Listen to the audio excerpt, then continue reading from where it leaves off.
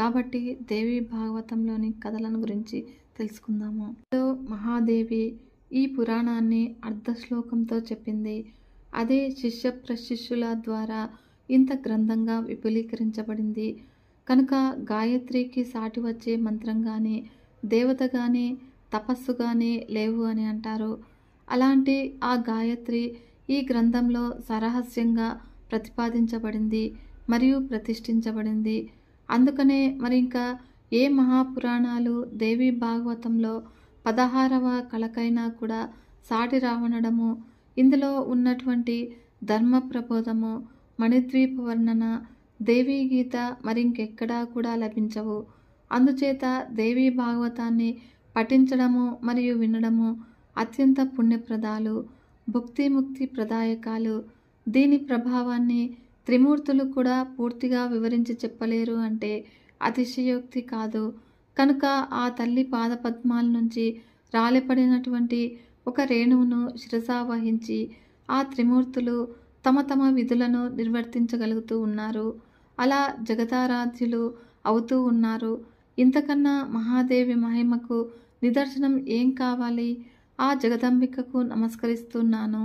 ఆ తల్లి యొక్క సుధా సముద్రంలో, మణిద్వీపంలో, చింతామణి గృహంలో విరాజిల్లుతూ ఉంటుంది మరియు చిరునవ్వులు చిందిస్తూ ఉంటుంది.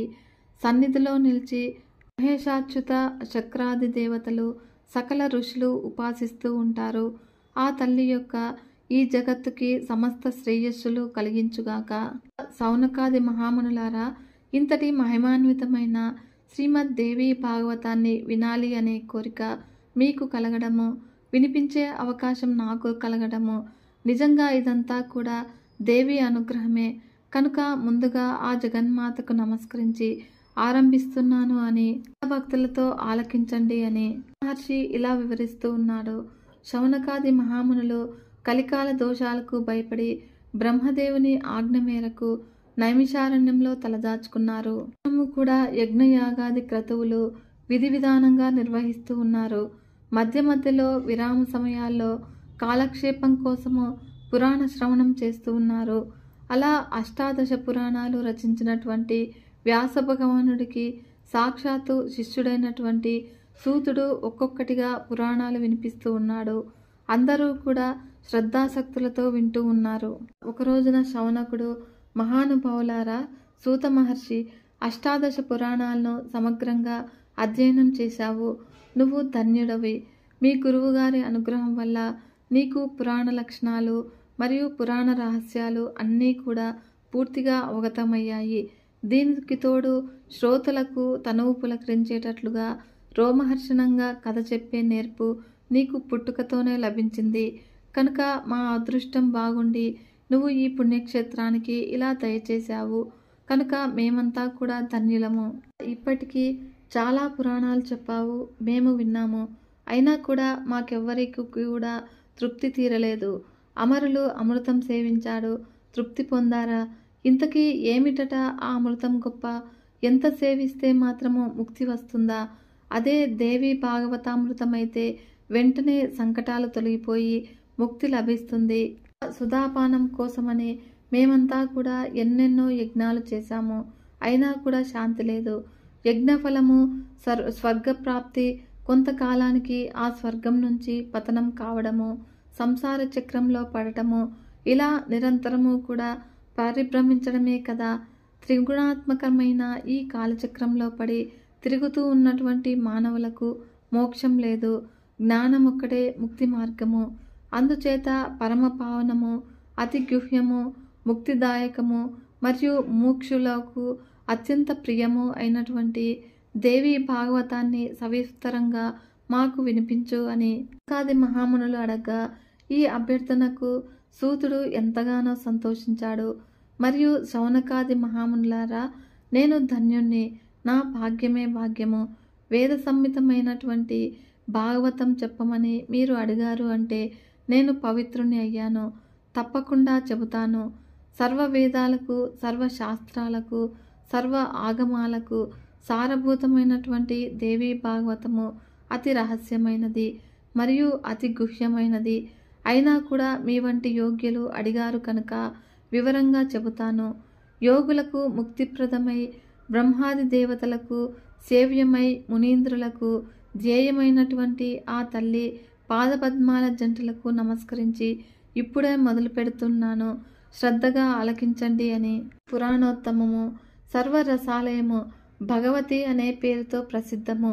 శక్తి, విద్య, పర, సర్వజ్ఞ, భవద్బంధ, విచ్ఛేదన, పుణ్యటువంటి నామధేయాలతో స్తుతించబడుతూ మహామునీంద్రులకు ధ్యానంలో మాత్రమే దర్శనమిచ్చే ఈ భగవతి ఈ పురాణంలో ప్రత్యక్షంగా కనిపిస్తూ ఉంటుంది మరియు సకల సిద్ధులు కలిగిస్తుంది. స్వరూపమైనటువంటి ఈ అఖిల జగత్తును త్రిగుణాత్మకమైన స్వీయ శక్తితో తానే సృష్టించి రక్షించి కల్పాంతంలో ఉపసంహరించి ఒంటరిగా వినోదించే ఆ విశ్వజననిని, ఈ లోకమాతను మరొక్కసారి మనసులో స్మరిస్తూ ఉన్నాను. ఇతలైనటువంటి పౌరాణికులు బ్రహ్మదేవుడు సృష్టికర్త అని కదా చెబుతారు. ఆ బ్రహ్మదేవుడు శేషశయ్యపై విశ్రమించే విష్ణుమూర్తికి నాభి కమలం నుంచి జన్మించాడని, అతడి సృష్టి స్వతంత్రం కాదని, జీవుల కర్మానుసారం జరుగుతుందని వారే అన్నారు. ఇంతకీ ఆ విష్ణుమూర్తికి ఆధారం ఆదిశేషుడు, ఆదిశేషుడికి ఆధారము మహాసముద్రము. అది సలిలము, రసస్వరూపము. పాత్ర లేకుండా జలం నిలబడుతుందా ఎక్కడైనా? కనుక ఆ పాత్రయే, ఆ ఆధారమే జగజ్జనని, ఆ సర్వశక్తి స్వరూపిణి పాదపద్మాలకు శరణు వేడుతూ ఉన్నాను. ఈ మహాపురాణము ఉత్తమోత్తమము. మొత్తము 18,000 శ్లోకాలు, 12 స్కందాలు, 318 అధ్యాయాలు.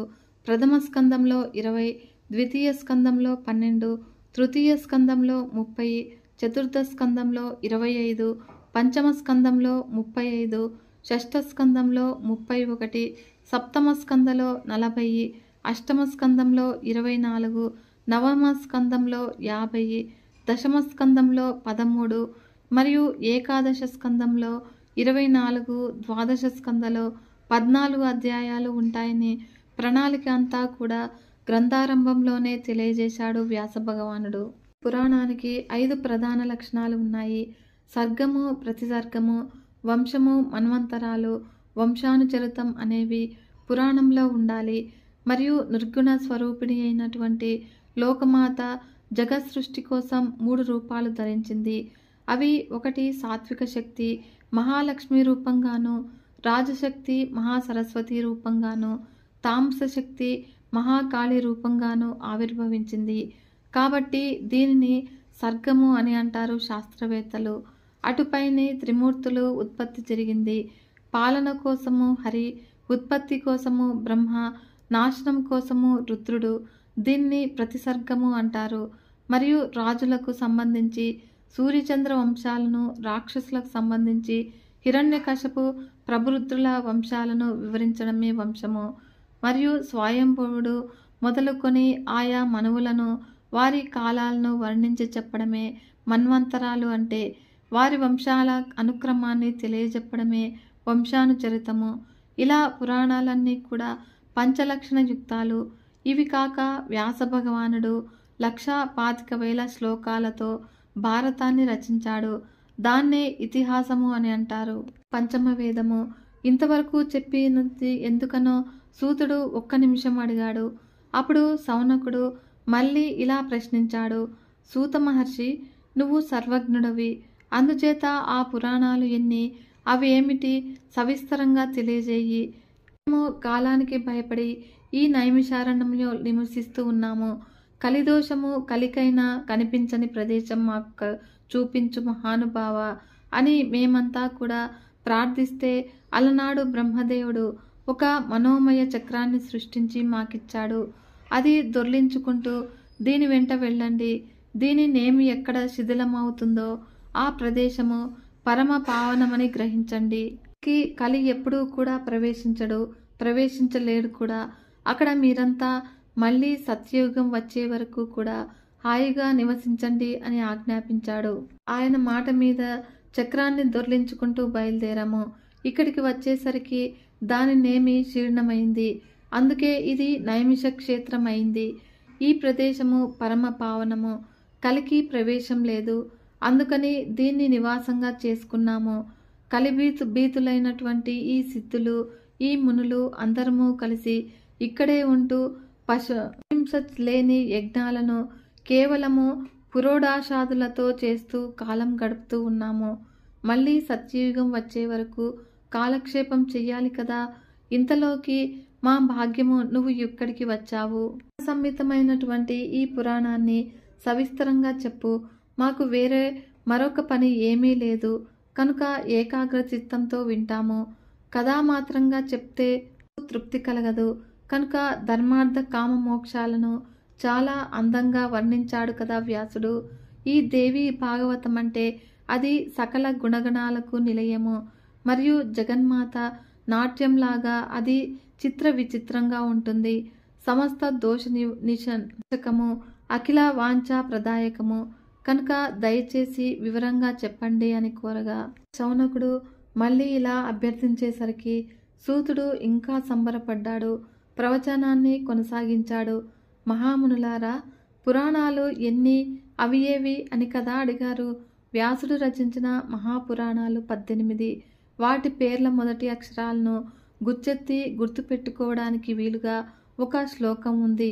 మత్స్యపురాణం మొదటిది 14,000 శ్లోకాలు, రెండవది మార్కండేయ పురాణము 9,000 శ్లోకాలు ఉన్నాయి. ఇవి మరియు భవిష్య పురాణము 14,500 శ్లోకాలు ఉన్నాయి. భాగవతము 18,000 శ్లోకాలు, ఇవి బద్వయం. బ్రహ్మపురాణము 10,000 శ్లోకాలు, బ్రహ్మాండ పురాణము 12,100 శ్లోకాలు, బ్రహ్మవైవర్తన పురాణమేమో 18,000, ఇవి అంటారు. వామన పురాణము 10,000 శ్లోకాల గ్రంథము మరియు వాయుపురాణము 24,600 శ్లోకాలు ఉన్నాయి. విష్ణు పురాణంలో 23,000 శ్లోకాలు ఉంటాయి మరియు వరాహ పురాణము 24,000 శ్లోకాల గ్రంథము. వచతుష్టయము ఇంకా అగ్ని పురాణంలో 16,000, నారద పురాణంలో 25,000, పద్మ పురాణంలో 55,000, లింగ పురాణంలో 11,000, గరుడ పురాణంలో 19,000, కూర్మ పురాణంలో 17,000, స్కాంద పురాణంలో 21,000 శ్లోకాలు ఉంటాయి. ఇవే 18 కూడా మహాపురాణాలు. వీటి పేర్లే కాకుండా వీటిలో ఉండే శ్లోకాల సంఖ్య కూడా తెలియజేశాను. విన్నారు కదా. మరో 18 ఉప పురాణాలు ఉన్నాయి. చెబుతాను వినండి అంటూ సనత్ కుమార, నారసింహ, నారదీయ, శివ, దౌర్వాస, కాపిల, మానవ, వారుణ, కాళిక, సాంబ, నంది, సౌర, పారాశర, ఆదిత్య, మాహేశ్వర, భాగవత, వాసిష్ఠ పురాణాలను ఉప పురాణాలు అంటారు.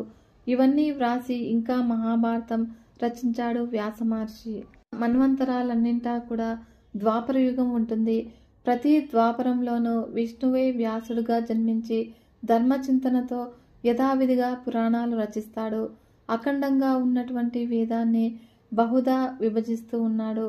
ఇది లోకహితం కోరి చేసే పని. కలియుగంలో విప్రులు అల్పాయుష్కులుగా స్వల్ప బుద్ధులుగా ఉంటారని తెలిసే కలియుగం వచ్చినప్పుడల్లా కూడా పుణ్యప్రదమైనటువంటి పురాణ సంహితను అందిస్తూ ఉంటాడు వ్యాసుడు. వేద శ్రవణాధికారం కొందరికి లేదు కాబట్టి వారి హితం కోరి ఇలా పురాణాలను రచించాడు. మహామునులారా, 7వ వైవస్వత మన్వంతరంలో ఇప్పుడు ఇది 8వ ద్వాపరం నడుస్తుంది. అందుకని సత్యవతి సుతుడుగా వ్యాసుడు జన్మించాడు. ఈ 28వ వ్యాసుడే నా గురువు, మహానుభావుడు, లోకైక హితుడు, ధర్మవేత్తలలో అగ్రగణ్యుడు.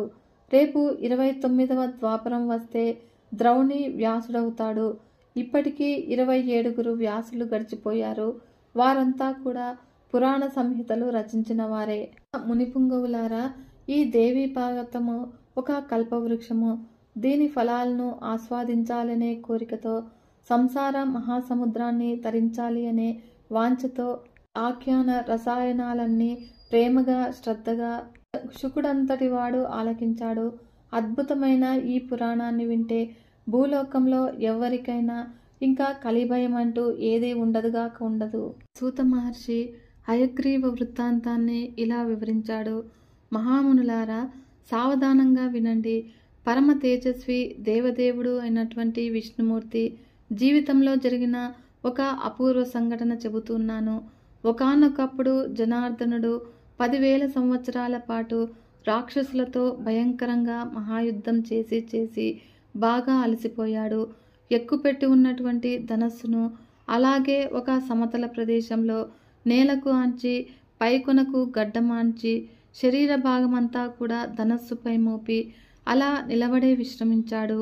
అలసటో దైవయోగయో నిద్ర పట్టేసింది. అలా గాఢ నిద్ర చాలా కాలం గడిచింది. అంతలోకి ఏదో యజ్ఞం చెయ్యాలి అని తలపెట్టినటువంటి దేవతలు బ్రహ్మను శివుణ్ణి తీసుకుని విష్ణులోకానికి వెళ్ళారు. అప్పుడు యజ్ఞప్రభువు కదా విష్ణుమూర్తి, ఇది దేవకార్యార్థం చేస్తున్న యజ్ఞమాయే, అందుచేత జగన్నాథుడి అనుమతి తీసుకుని ప్రారంభిద్దాము అని వారి ఆకాంక్ష. అయితే తీరా వెళితే విష్ణులోకంలో విష్ణుమూర్తి కనబడలేదు. అప్పుడు దివ్య దృష్టితో చూశారు. యుద్ధం ముగిసి నిశ్శబ్దంగా ఉన్నటువంటి రణరంగంలో ధనుస్సు మీద నిలబడి నిద్రపోతూ ఉన్నటువంటి కేశవుడు కనిపించాడు. అంతే, అందరూ ఒక్క ఉదుటున అక్కడికి చేరుకున్నారు. అలికిడైనా కూడా స్వామివారు లేవలేదు. నిద్ర లేపడం ఎలాగా, ఉపాయం ఆలోచించండి అన్నాడు దేవేంద్రుడు. అప్పుడు నిద్రాభంగం చెయ్యకూడదు, మహాపాపము, అలాగని ఈ యజ్ఞాన్ని ఆపనూలేము అంటూ సంశయంలో పడ్డాడు శంకరుడు. బ్రహ్మదేవుడికి ఒక ఉపాయం తట్టింది. అప్పుడు ఒక వంబ్రిని అంటే చెదపురుగును సృష్టించాడు. వింటినారిని భక్షించమన్నాడు. అప్పుడు ధనస్సు జారి పడుతుంది. దేవదేవుడు నిద్రలేస్తాడు. అప్పుడు దేవకార్యం నెరవేరుతుంది అని పథకం చెప్పాడు. అప్పుడు అందరూ కూడా అంగీకరించాడు. కానీ ఆ వంబ్రి ఒక ధర్మ సందేహం వెలుబుచ్చింది. కమల సంభవ, జగద్గురువైనటువంటి రమాపతికి నిద్రాభంగం చేయమంటావా? ఎలా చేయను నిద్రాభంగము? కథాభంగము, దాంపత్య భేదము, శిశుమాతృభేదనము అన్నీ కూడా బ్రహ్మహత్యతో సమానమైన మహాపాపాలు కదా. పోనీ ఇంత పాపానికి ఒడిగడితే నాకు ఒరిగేదేమిటి? వింటినారిని తింటే నాకు దక్కే ఫలం ఏమిటి? సర్వ పాపాలకు స్వార్థమే కదా మూలము. భక్షణము నా స్వార్థమే, మరి ఫలం మాట ఏమిటి అడగ్గా అప్పుడు వంబ్రి ప్రశ్నకు బ్రహ్మదేవుడే సమాధానం చెప్పాడు. ఓ వంబ్రి, నీకు యజ్ఞంలో భాగం కల్పిస్తాము. హోమకుండాలలో హవిస్సులు వేల్చేటప్పుడు అటూ ఇటూ చెదిరిపడే భాగాలు ఇక నుంచి నీవే. పద త్వరగా, విష్ణుమూర్తిని నిద్రలేపు, దేవకార్యం నెరవేర్చు అని ఒప్పించాడు. వంబ్రి వెళ్ళింది. నేలపై ఆని ఉన్నటువంటి ధనురాగ్రము దగ్గర నారిని చటుక్కున కొరికింది. అప్పుడు ఒక్క పెట్టున ధనుస్సు ఎగిసిపడింది. భీకర శబ్దము అభోంతరాలలో ప్రతిధ్వనించింది.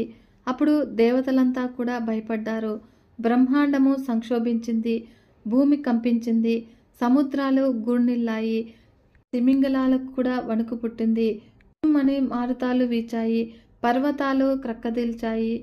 సూచకంగా ఉల్కపాతాలు, మహోత్పాతాలు జరిగాయి.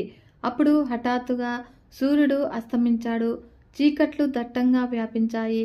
అప్పుడు ఏమి జరుగుతుందో తెలియక దేవతలంతా కూడా కలవడపడుతూ ఉన్నారు.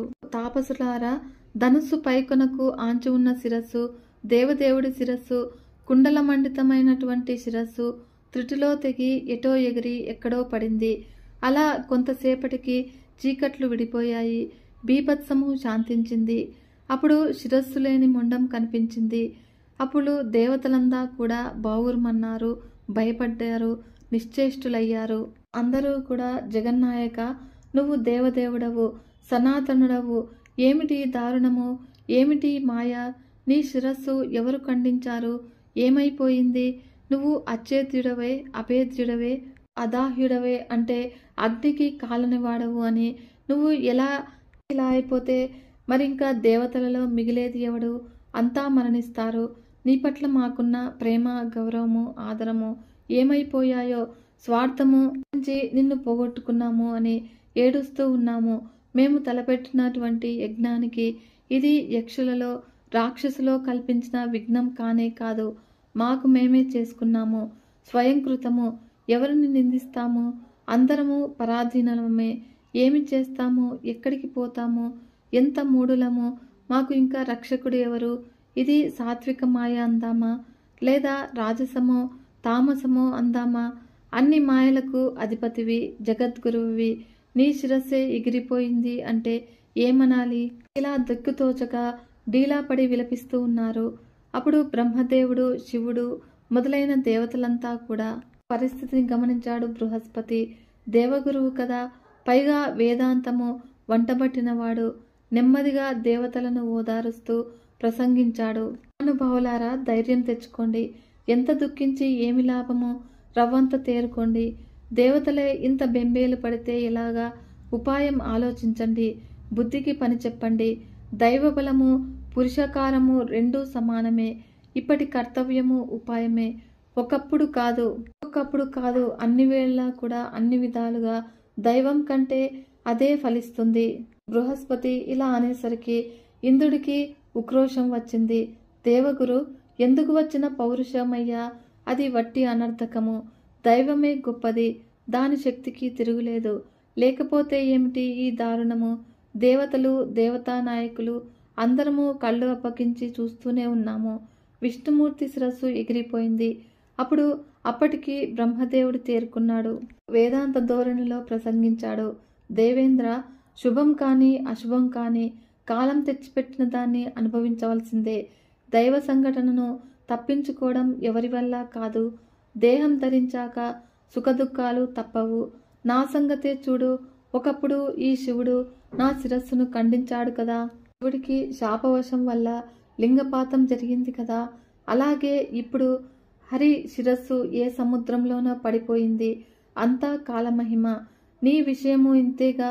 సాక్షాత్తు దేవేంద్రుడివి, శచీపతివి. మరి నీకు శరీరమంతా పొడలు రాలేదు? స్వర్ణం సింహాసనం నుంచి సార్లు భ్రష్టుడివి కాలేదు? అక్కడ ఇక్కడ తలదాచుకున్నావు కాదు. ఎంతటి వాడికైనా కూడా కష్టాలు రాక తప్పదు, అనుభవించక తప్పదు. ఎవ్వడూ తప్పించుకోలేడు. అందుచేత అతిగా దుఃఖించగా ఉపాయం ఆలోచించండి. సనాతని అయినటువంటి ఆ మహామాయను, మహావిద్యను, మహాదేవిని ధ్యానించండి. కనుక ఆ పరాశక్తి, ఆ నిర్గుణ, ఆ ప్రకృతి మనకు దారి చూపుతుంది. ఆవిడ బ్రహ్మ విద్య, జగద్ధాత్రి, పోషకులారాలు, సర్వలోక జనని. ఈ ముల్లోకాలలో చరాచర జగత్తు అంతా కూడా ఆమె వ్యాపించి ఉంది. అనగా ఈ ఉపదేశానికి దేవతలంతా కూడా సమ్మతించారు. దేవి స్తవము ఆరంభించారు. బ్రహ్మదేవుడి 4 ముఖాల నుంచి వేదాలు మాతృసూక్తం ఆలపించాయి. దేవి మహామాయ, నమో నమః. నువ్వు విశ్వోత్పత్తికి కారణనివి, శుభప్రదవు, నిర్గుణవు, సర్వభూతేశ్వరివి, జగన్మాతవు. శంకరుడంతటి వాడికి కోరికలు తీర్చిన దానువు. ప్రాణకోటికంతటికి ప్రాణం నువ్వే. జీవకోటికంతటికి ఆధార భూమివి నువ్వే. తెలివి, కలిమి, వెలుగు, ఓర్మి, శాంతి, శ్రద్ధ, మేధ, ధైర్యము, స్మృతి అన్నీ కూడా నువ్వే. ఉద్గీతంలో అర్ధమాత్రవు నువ్వే. గాయత్రివి నువ్వే. జయ, విజయ, ధాత్రి, లజ్జ, కీర్తి, స్పృహ, దయ అన్నీ నువ్వే. ముల్లోకాలను పరచగలిగిన దయామయివి, సర్వజననివి, లోకహితకారిణివి, వాగ్బీజవు, పంచ వినాశినివి. నమోస్తు దేవి. నమో నమః అనగా త్రిమూర్తులందరూ కూడా, అష్టదిక్పాలకులు అందరూ నీ సృష్టి. స్థావర జంగమ జగత్తులో నువ్వే ముఖ్యాతి ముఖ్యవు. సకల భువనాలను తయారు చెయ్యాలి అని నీకు అనిపించినప్పుడు త్రిమూర్తులను సృష్టిస్తూ ఉంటావు. వారితో సృష్టి, స్థితి, లయాలను జరిపిస్తూ ఉంటావు. నీకు మాత్రము ఈ సంసార స్పర్శ రవ్వంతైనా కూడా ఉండదు. ఈ ఉపవిభవాన్ని గాని, నీ నామ సంఖ్యను గాని తెలుసుకున్నవాడును, తెలియజెప్పగలవాడును ఈ ముల్లోకాలను ఒక్కడూ లేడు. మామూలుగా చిన్న నీటి గుంటనే దాటలేనివాడు ఈ మహాసముద్రాన్ని ఈదుతాడా? జగజ్జనని, మానవులలో కాదు దేవతల్లో కూడా నీ అంత విభవం తెలిసిన వారు ఒక్కరు కూడా లేరు. నువ్వు అద్వితీయవు. ఒంటి చేత్తో ఈ సకల మిథ్యా విశ్వాన్ని కూడా సృష్టిస్తూ ఉన్నావు. దీనికి వేదవాక్యులే ప్రమాణము. ఇంత సృష్టి చేసి నువ్వు నిరీహంగా ఉంటావు. నీ చరిత్ర విచిత్రంగా ఉంటుంది. అమ్మ, విష్ణుమూర్తి శిరస్సు తెగిపడిందని నీకు తెలియదా? తెలిసి ఈ సారం ఏమిటి తల్లి? అతడు నీ సేవకుడు కదా. మహాపాపం ఏమైనా చేశాడా? అది నీ పాదసేవ కంటే బలీయమయ్యిందా? లేకపోతే కన్నతల్లివి ఇంత ఉపేక్షిస్తావా? దేవతలకు ఎంత విషమ పరిస్థితి దాపురించింది. విష్ణుమూర్తి శిరస్సు తెగిపోవడం ఏమిటి? ఎంత ఆశ్చర్యము! బహుశా సకల దేవతలు చేసిన దోషాలు విష్ణుమూర్తిని కొట్టి ఉంటాయి. అందరి పాపాలను కూడా అతడి నెత్తిన పెట్టి ఉంటావు. లేదా మధుకైటపులతో 1000 సంవత్సరాలు సాగిన యుద్ధంలో నా అంతట నేనే జయించానని విష్ణుమూర్తి ఏమైనా గర్వించాడేమో. అందుకు శిక్షించావా జనని? నీ భావం ఏమిటో అంతుపట్టడం లేదు. ఒకవేళ సమరంలో ఓడిపోయిన మధుకైటభ రాక్షసులు తీవ్రంగా తపస్సు చేసి నిన్ను మెప్పించి ఇటువంటి వరమేదైనా కోరారా? కాకపోతే క్షీరసముద్రరాజు తనైనటువంటి లక్ష్మీదేవి మీద నీకు కోపం వచ్చిందా? ఈయనను చేసి వినోదిస్తున్నావా?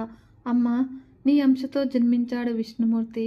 అతడు ఏవైనా అపరాధాలు చేసి ఉంటే క్షమించడమే సమంజసము. అతన్ని త్వరగా జీవింపచేయి, మమ్మల్ని ఆనందింపచేయి. ఈ దేవతలంతా కూడా నిరంతరము నీకు మొక్కుతూనే ఉన్నారు. నీకు పరమ భక్తులు. ఆజ్ఞలను పనులను నెరవేర్చడంలో అతి ముఖ్యులు, సమర్థులు. ఇప్పుడు ఇలా శోకార్ణవంలో మునిగిపోయారు. త్వరగా వీళ్ళని తరింపజేయి. విష్ణుమూర్తిని బ్రతికించు. అతడి శిరస్సు ఎక్కడ పడిందో తెలీదు. నీవు తప్ప మరొక దిక్కు లేదు, మరొక ఉపాయము లేదు. అమృతంలాగా జగత్తుకి నీవే ప్రదాయినివి. వేదాలు స్వయంగా చేసిన ఈ ప్రస్తుతికి మహేశ్వరి ప్రసన్నురాలైంది. కనిపించకుండా ఆకాశవాణిని వినిపించింది. చెవులకు ఇంపైన శబ్దాలతో ఆనందకరంగా శుభప్రదంగా మాట్లాడింది. దేవతలారా, చింతించకండి. వేదస్థుతులతో నేను సంతృష్టి చెందాను. కుదుట పడడండి. ఈ స్థుతిని ఇటుపైనే ఎవరూ చేసినా, చదివినా, విన్నా వారి కోరికలన్నీ కూడా తీరుతాయి. వేదాలు చేసిన అంతము అంటే వేదతుల్యమే కదా. సరే, విష్ణుమూర్తి శిరస్సు అలా అయిపోవడానికి కారణం ఉంది. ఈ ప్రపంచంలోనే అకారణంగా ఏ పని జరగదు. ఈ విష్ణుమూర్తి ఒక రోజున తన ప్రియ భార్య లక్ష్మీదేవి సుందరవదనాన్ని చూసి నవ్వాడు. ఎంతుగబ్బా అనుకుంది లక్ష్మీదేవి. నా ముఖం వికృతంగా కనిపించిందా? లేకపోతే ఉత్తినే ఎందుకలా నవ్వుతాడు? కాదులే, ఎవతినో నాకు సవతిని చేసి ఉంటాడు. అందుకే ఈ వంకర నవ్వు అని ఆవిడ ఒక నిర్ణయానికి వచ్చేసింది. అప్పుడు మనసులో కోపం బగ్గుమంది. తామసీ శక్తి ఆమెలో ప్రవేశించింది. ఇది భవిష్యత్తులో దేవకార్యం కోసమే. పట్టరాని ఆ కోపంలో భర్తను శపించింది. నీ శిరస్సు తెగిపడిపోవుగాక అనేసింది. అలా ఆ క్షణాన కాలయోగం అటువంటిది. తన సుఖాన్నే మర్చిపోయింది. వైధవ్యం కన్నా దుఃఖం ఎక్కువ అనుకుంది. అలా స్త్రీ స్వభావము అలాంటిది కదా. ఆ శాపం ఇప్పుడు కార్యరూపం ధరించింది. శిరస్సు వెళ్ళి ఉప్పు సముద్రంలో పడిపోయింది. అయినా కూడా పర్వాలేదు. ఇప్పుడే శౌరిని బ్రతికిస్తాను. దేవతలారా, మీరు తలపెట్టిన మహాకార్యం నెరవేరుతుంది. సందేహం లేదు. ఈ సంఘటనకు మరొక చిన్న కారణం కూడా ఉంది. అది చెబుతాను, వినండి. ఒకప్పుడు హయగ్రీవుడు అనే రాక్షస మహావీరుడు సరస్వతీ నదీ తీరంలో పరమ దారుణంగా తపస్సు చేశాడు. మాయా బీజాత్మకమైన ఏకాక్షరమైన హ్రీం అనే నా మంత్రాన్ని ఘోరనిష్టతో జపించాడు. అప్పుడు తామస రూపంతో దర్శనం అనుగ్రహించాను. అలా ఏ రూపాన్ని ధ్యానించాడో అదే రూపంలో వాహనంపై కనిపించాను. వరం కోరుకోమన్నాను. అలా నా రూపాన్ని చూసి అతడి కన్నులు ప్రేమతో విప్పారాయి. నమస్కరించి ప్రదక్షిణం చేశారు. ఆనంద బాష్పాలతో దోగుతూ అద్భుతంగా స్తుతించాడు. జగదీశ్వరి, పంచభూతాలు నువ్వే, జ్ఞానేంద్రియాలు, కర్మేంద్రియాలు అన్నీ కూడా నువ్వే అంటూ స్తుతించాడు. అప్పుడు నాకు మరీ సంతోషం కలిగింది. హయగ్రీవ, నీ తపస్సుకి, నీ స్తోత్రానికి సంతసించాను. నీ కోరిక ఏమిటో చెప్పు అని అన్నాను. అప్పుడు మాత, నాకు మరణం లేకుండా వరం ప్రసాదించు. నేను యోగిగా, సురాసురులకు అజేయుడుగా, అమరుడుగా ఉండిపోవాలి. అనుగ్రహించు అన్నాడు. హయవదన, అది అసంభవము. పుట్టినవాడు గిట్టక తప్పదు, గిట్టినవాడు తిరిగి పుట్టక తప్పదు. ఇది లోకంలో స్థిరపడిన మర్యాద. దీనికి భిన్నంగా నువ్వు అమరుడవు ఎలా అవుతావు? కుదరదు అన్నాను. రాక్షసోత్తమ, మరణం తప్పదు అనే మాటను నిశ్చయంగా మనసులో పెట్టుకుని బాగా ఆలోచించి నీ ఇష్టము, నీ వరమైన కోరుకో అనగానే అప్పుడు అతడు సరే అయితే జగదంబిక, హయగ్రీవుడి చేతిలో తప్ప మరింక ఎవరి చేతిలోనూ నాకు మృత్యువు ఉండకూడదు, ఈ వరం ప్రసాదించు అనగా, రాక్షస మహావీర తథాస్తు, ఇంక ఇంటికి వెళ్ళు, సుఖంగా రాజ్యం పరిపాలించుకో, హయగ్రీవుడి చేతిలో తప్ప మరింక ఎవరి చేతిలోనూ నీకు చావు లేదు. ఇలా వరం ఇచ్చిన నేను అంతర్ధానం చెందాను. ఆ హయగ్రీవ వదన రాక్షసుడు పట్టరాని ఆనందంతో ఇంటికి వెళ్ళి ఇక అక్కడి నుంచి వేదాలను, వేద విధులను, మునులను దారుణంగా హింసించడం మొదలుపెట్టాడు. ఆ దుష్టుణ్ణి సంహరించగలవాడు భువనత్రయంలోనే లేడు. అందుచేత ఓ దేవతలారా, ఒక అందమైన గుర్రపు తలను తీసుకురండి. దాన్ని విష్ణుమూర్తి మొండేనికి శిల్పి నేరుగా అతుకుతాడు. అప్పుడు ఈ హయగ్రీవ భగవంతుడు ఆ రాక్షసుని సంహరిస్తాడు. ఇది దేవకార్యము. అశరీరవాణిగా జగన్మాత చేసిన ఈ ఉపదేశాన్ని దేవతలంతా కూడా విన్నారు. అప్పుడు తేరుకున్నాడు. దేవశిల్పిని వేడుకున్నారు. అతడు దగ్గరలో ఉన్నటువంటి గుర్రపు తలను వెంటనే ఖడ్గంతో ఖండించాడు. అలా ఆలస్యం చేయకుండా విష్ణుమూర్తి శరీరానికి కలిపాడు. అప్పుడు హయగ్రీవ భగవంతుడు ఆవిర్భవించాడు. ఇది మహామాయ ప్రసాదము. అటుపైని కొంతకాలానికి ఆ రాక్షసుణ్ణి మట్టుపెట్టాడు. సూతుడు చెప్పిన ఈ హయగ్రీవ వృత్తాంతాన్ని శ్రద్ధగా విన్న శౌనకాది మహామునులకు కుతూహలం మరింత పెరిగింది. సూత మహర్షి శౌనకాది మహామునులకు హయగ్రీవ వృత్తాంతాన్ని వివరించాడు కదా ఫ్రెండ్స్. ఈ వీడియో మీకు నచ్చినట్లయితే ఒక చిన్న లైక్ చేసి మన ఛానల్ని ఇంతవరకు సబ్స్క్రైబ్ చేసుకోకుంటే సబ్స్క్రైబ్ చేసుకుని సపోర్ట్ ఇవ్వండి ఫ్రెండ్స్. మరొక మంచి వీడియోతో మీ ముందుకు వస్తాను. అంతవరకు సెలవు. నమస్కారం.